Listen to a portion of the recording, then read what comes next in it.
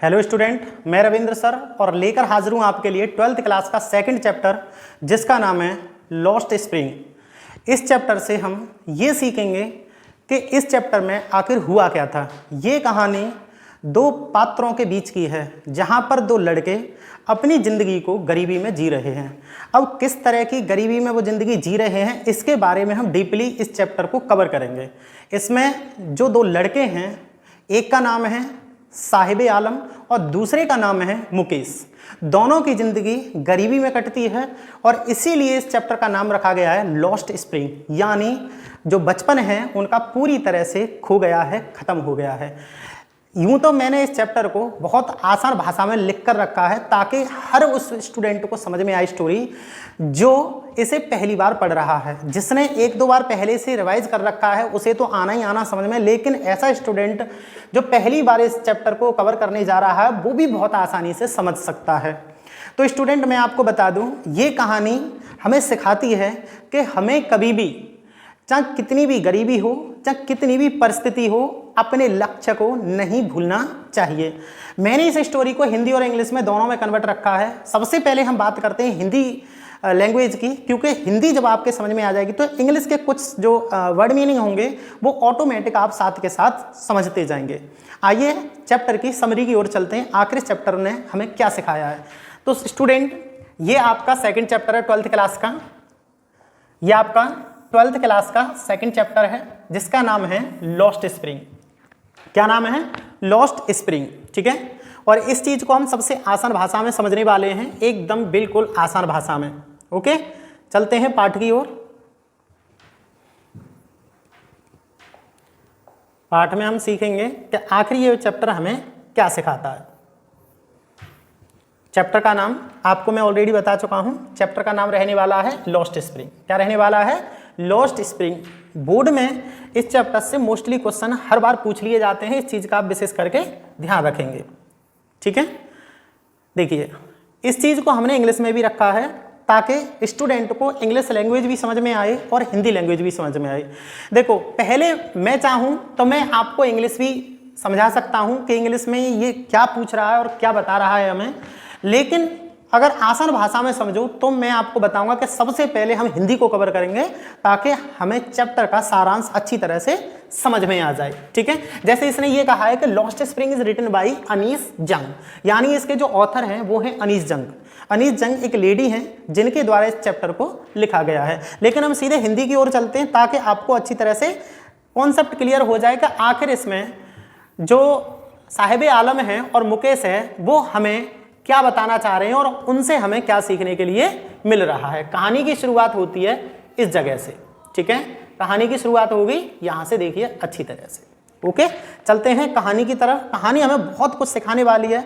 आप अच्छी तरह से सीखेंगे तो आपको ये यकीन हो जाएगा कि हमें जिंदगी किस तरह से जीनी चाहिए, ठीक है। देखिए, लॉस्ट स्प्रिंग कहानी अनीस जंग द्वारा लिखी गई है। लॉस्ट स्प्रिंग कहानी अनीस जंग द्वारा लिखी गई है। यह उन गरीब बच्चों की कहानी है जो स्कूल जाने की बजाय काम करने के लिए मजबूर हैं। देखो, काम करने के लिए मजबूर हैं, इससे ये सीखने के लिए हमें मिल रहा है कि जो गरीबी है वो आपके बहुत सारी जो सपने हैं, जो आपके सपने हैं उन्हें चूर चूर कर देती है। आप अपने लक्ष्य में कभी भी सफल नहीं हो पाते हैं, रीजन है गरीबी, ठीक है। आगे देखते हैं आगे क्या कहा गया कहानी में, आगे समझिएगा अच्छी तरह से। इस कहानी के दो भाग हैं। क्या है? इस कहानी के दो भाग हैं। भाग 1 साहिब आलम पर है। जो भाग 1 है उसमें हम सीखेंगे कि साहिब आलम कौन है और इसकी क्या कहानी रही है, और जो भाग 2 है उसमें हम सीखेंगे मुकेश के बारे में कि आखिर मुकेश कौन है। तो सबसे पहले हम बात करते हैं किसके बारे में? साहिब आलम।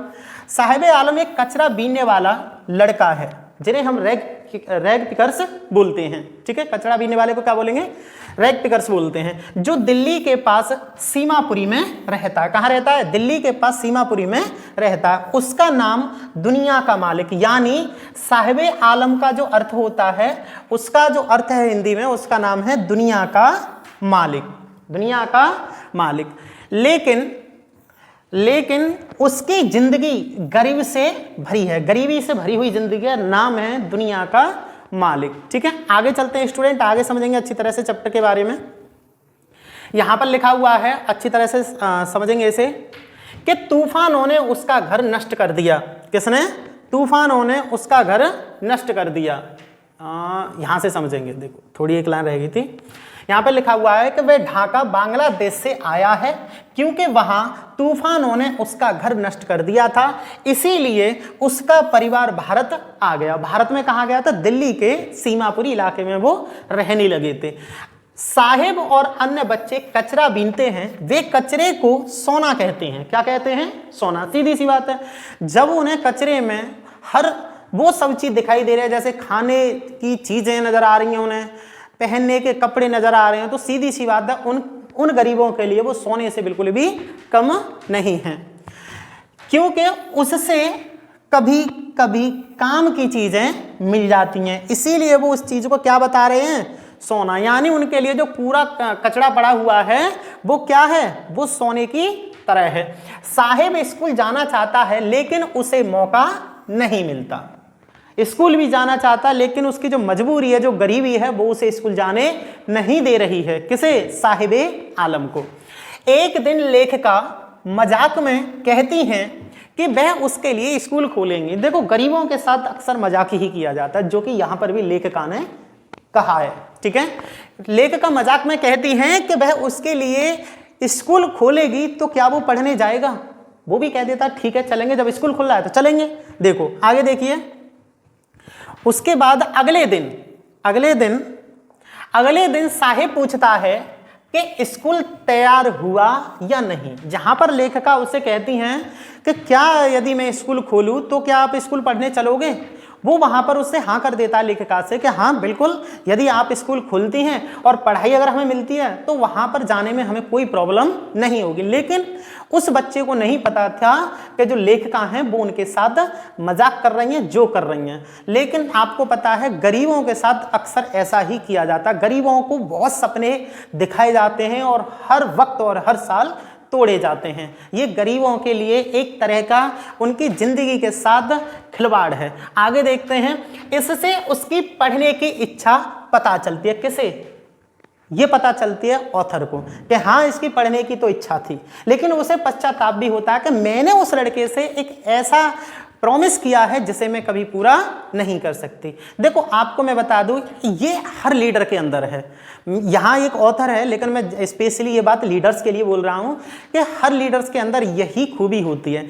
गरीब के लिए सपने दिखाना आसान हो जाता, लेकिन उन्हें पूरा करना हर एक के बस की बात नहीं है। आप गांव की प्रधानी से लेकर आप पीएम तक के इलेक्शन तक की कोई भी बात रख लीजिए, हर उस गरीब को, हर उस किसान को यही सपने दिखाए जाते हैं कि हम आपके भविष्य को उज्जवल बनाएंगे। लेकिन लास्ट में मिलता क्या है? कुछ भी नहीं। उन्हें लास्ट में सिर्फ मायूसी के सिवा कुछ नहीं मिलता है, क्योंकि कोई भी नेता नहीं चाहता है कि ये गरीबी से उठकर ऊपर जाएं, अच्छे लोग बने, शिक्षित हों, पढ़ें लिखें। क्योंकि अगर ये पढ़ लिख गए और अगर इनके पास पैसा अच्छा खासा हो गया तो ये अगली बार हमें सपोर्ट नहीं करेंगे।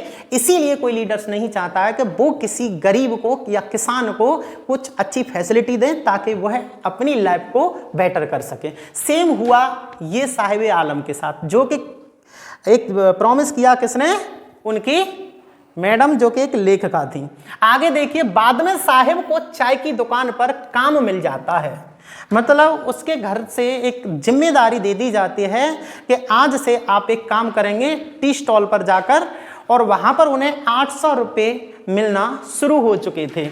अब वह कचरा नहीं बीनता, लेकिन उसकी आज़ादी खत्म हो जाती है, उसका खुश चेहरा भी बदल जाता है। देखो सीधी सी बात है, जिस बच्चे को जिस चीज़ में फ्रीडम दिखाई देती है, अगर उससे उस काम को नहीं कराकर जबरदस्ती कोई उसके कमर पर दूसरा काम थोप दिया जाता है तो कहीं ना कहीं बच्चा एकदम नर्वस हो जाता है, टूट जाता है। अब देखो, वो तो मैं मानता हूं कि बच्चा पहले कचरा बीना करता था, अब उससे उसे क्योंकि अच्छा काम मिल गया, टी स्टॉल पर काम करता है, पैसा भी उसे मिल रहा है, लेकिन उसे स्वतंत्रता तो सिर्फ कचरा बीनने में थी।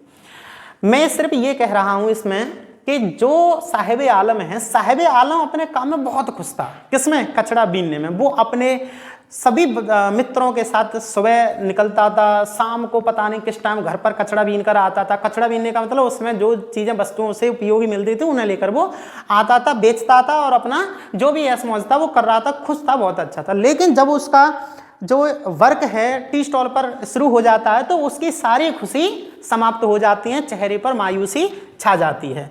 ये कहानी रही है किसकी? साहिबे आलम की। अब दूसरे भाग में हम बात करेंगे किसके बारे में? मुकेश के बारे में। अब पढ़ने वाले हैं दूसरे भाग में मुकेश को। किसको पढ़ने वाले हैं हम? मुकेश को। अच्छी तरह से समझने की कोशिश करेंगे। हम यहाँ पर पढ़ेंगे मुकेश के बारे में, ठीक है। मुकेश फिरोजाबाद में रहता है जो चूड़ी बनाने के लिए प्रसिद्ध है। यानी मुकेश के यहाँ पर फिरोजाबाद में सभी लोगों का एक पुश्तैनी काम होता है जिसका काम है चूड़ी बनाना, यानी जिन्हें इंग्लिश में बोलते हैं बैंगल मेकर्स। जो बैंगल मेकर्स हैं वो उनका पुश्तैनी काम है। सब परिवार के, समाज के लोग इसी काम को करते हैं। इसमें हर वो लड़का काम करता है जो कार्य करने लायक हो जाता है। छोटा बड़ा जवान जो भी होते हैं सब लोग चूड़ी बनाने का ही कार्य करते हैं। यूं समझ लीजिए कि वो उनका एक ट्रेडिशनल वर्क है, वो उसे छोड़ना नहीं चाहते। अगर वो छोड़ना भी चाहते हैं तो उन्हीं के गांव के लोग जो साहूकार हैं, पैसे वाले हैं, या फिर ये समझ लीजिए जो अच्छे अधिकारी हैं, वो उन्हें वहां से निकलने ही नहीं देते। वो चाहते हैं कि ये हमेशा चूड़ी बनाने का ही काम करें।